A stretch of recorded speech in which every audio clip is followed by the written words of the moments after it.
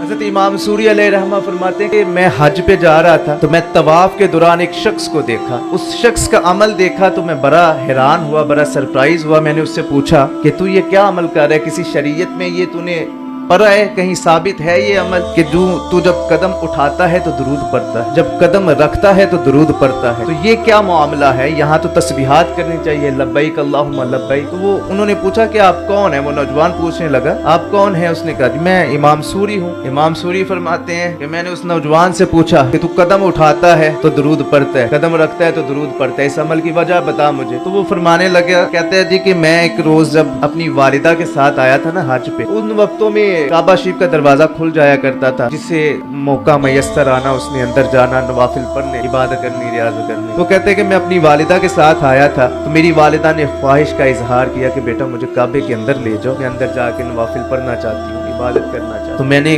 کوشش کی اور مجھے کامیابی بھی مل گئی۔ جیسے ہی میں کعبے کے اندر داخل ہوا تو میری والدہ کا پیٹ پھولنا شروع ہو گیا، ہاتھ پاؤں زرد ہو گئے اور چہرہ سیاہ ہو گیا، اتنا سیاہ ہو گیا کہ وہ مرگ کے قریب آ گئی۔ میں بڑا پریشان ہوا، میں نے کہا اس وقت یہاں میں اس حالت میں کہاں لے کے جاؤں؟ باہر بھی نکالوں گا تو لوگ کہیں گے کہ پتہ نہیں کتنی بدکار گناہگار عورت تھی، تو یہ تو میرے لیے بڑی ندامت اور شرمندگی کا باعث ہوگا۔ تو کہتے ہیں ابھی میں یہ سوچ ہی رہا تھا کہ اتنے میں نا ایک نورانی چہرے والے سفید لباس میں ایک شخصیت نمودار آ کے انہوں نے نا کام کیا، پھونک ماری میری والدہ کے چہرے پہ، پھونک ماری تو وہ چہرہ میری والدہ کا پہلے سے بھی زیادہ روشن ہو گیا اور وہ پیٹ بھی اصلی حالت میں واپس آ گیا۔ تو میں نے میرے ذہن میں مجھے لگ تو رہا تھا، لیکن میں نے چونکہ کنفرمیشن چاہتا تھا تو میں نے عرض کی کہ حضور آپ کون ہیں؟ تو فرمانے لگے کہ میں اللہ کا حبیب حضرت محمد مصطفیٰ صلی اللہ تعالی علیہ وسلم ہوں۔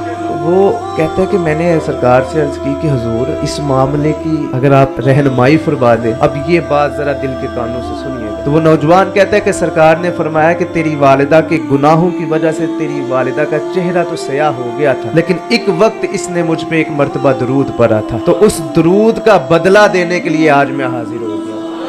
آپ یہ سوچیں کہ جس خاتون نے ایک مرتبہ درود پڑھا تھا تو کملی والے آقا اسی وقت اس کے پاس تشریف لے آئے تھے جب وہ مشکل میں تھی۔ تو ہم اگر سرکار پہ بارہا درود پڑھیں تو ہمارے پاس سرکار تشریف نہیں لے کے آئیں گے کیا؟